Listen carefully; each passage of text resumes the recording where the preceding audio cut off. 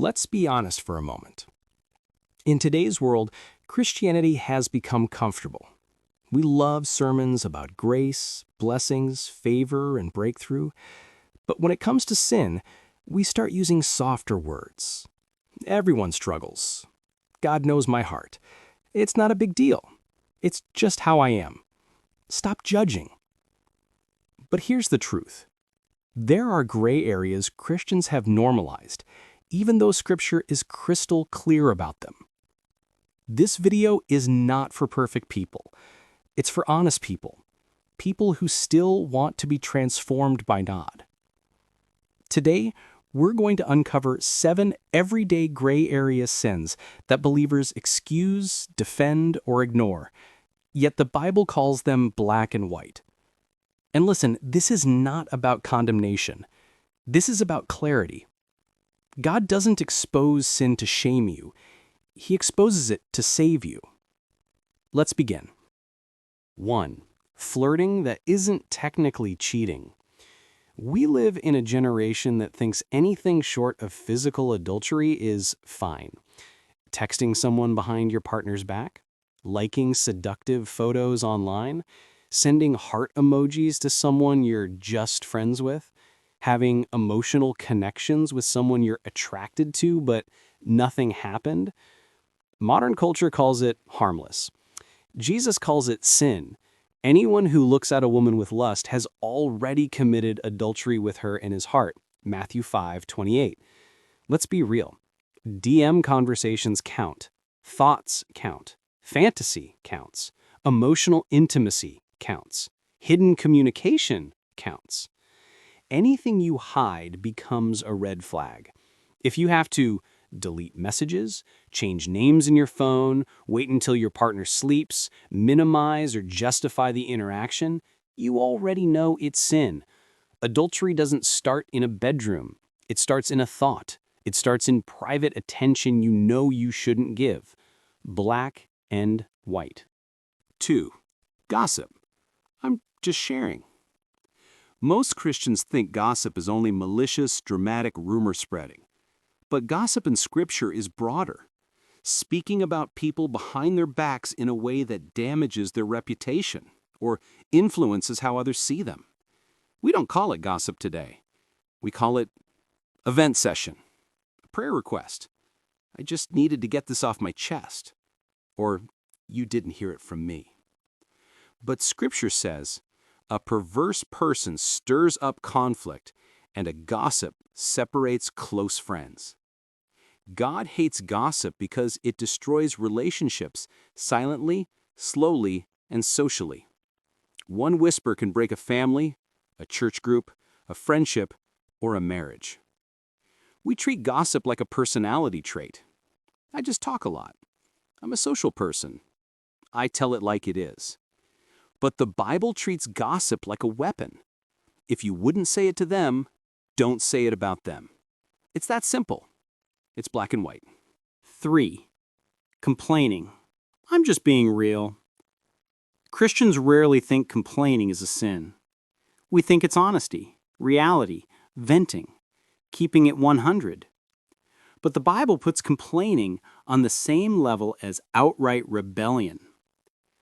Do everything without grumbling or arguing.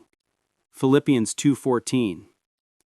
Notice, it doesn't say do most things without complaining. It says everything. Complaining reveals something hidden. Distrusting God's provision, ingratitude for what you have, entitlement for what you think you deserve.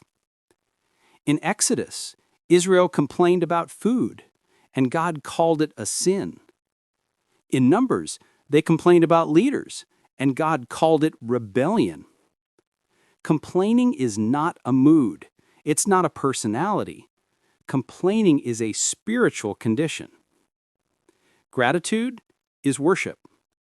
Complaining is worship in reverse, worshiping lack, fear, injustice, self-pity.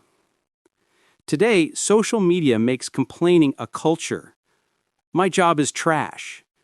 People annoy me. There's no good men or women. The world is hopeless. We normalize it. God calls it sin. 4. Laziness. I'm just resting. Christians rarely confess this sin. We confess fear, we confess anger, we confess jealousy. But laziness? Never. Why? Because laziness looks harmless. It feels comfortable. It sounds like self-care. But Scripture is blunt. Anyone unwilling to work should not eat. 2 Thessalonians 3:10. A little sleep, a little slumber, and poverty will come on you like a thief. Proverbs 6:10-11. Laziness rejects responsibility, delays purpose, and kills potential. Examples of modern Christian laziness: I'll pray later. I'll start my ministry next year. I'll change when God forces me to. I'm waiting for a sign. Laziness hides behind spiritual language, like God will handle it. I'm being patient. I'm waiting for the right time. No, sometimes you're just avoiding what God already told you to do. Waiting becomes disobedience when God has already spoken. 5. Gluttony. It's just food, don't be dramatic. Christians will preach hard against alcohol, drugs, pornography, but overeating is fully normalized. We use food as comfort, escape, reward, emotional anesthesia. But Scripture calls gluttony sin, not because food is evil, but because lack of self-control is. Put a knife to your throat if you are given to gluttony. Proverbs 23:2. That is extreme language. We don't talk about this in church because we don't want to offend people. But if the devil can't tempt you with lust, he'll tempt you with pleasure for the stomach. Eating to live is biblical. Living to eat is not. The issue is not what you eat, it's why you eat. Stress eating, binge eating, emotional overeating, constant snacking with no purpose. These behaviors are spiritual before they are physical. You can have a pure heart and still damage your body through lack of discipline. God cares about self-control more than we care about comfort. Black and white.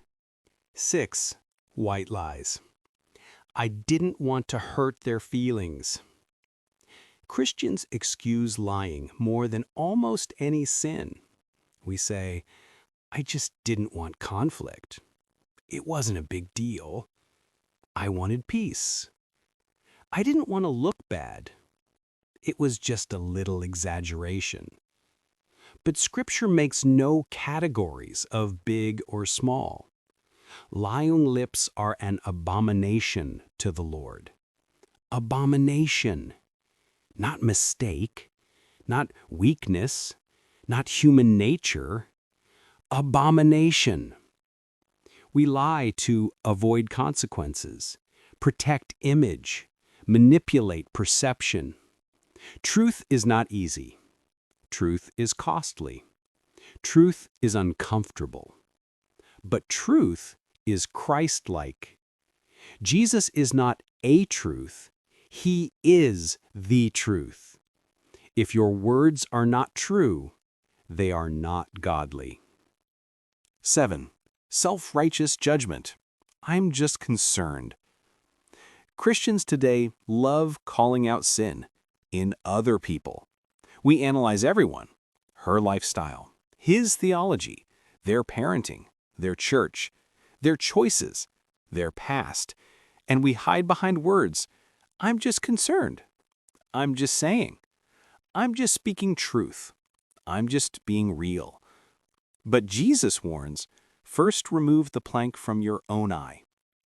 Judgment becomes sin when you assume motives, you self-elevate, you enjoy exposing others, you compare yourself, you condemn, not restore. Correction wants restoration. Judgment wants humiliation. These are the gray area sins Christians call personality, culture, human nature, or not that serious. But God doesn't see in gray. He sees In truth,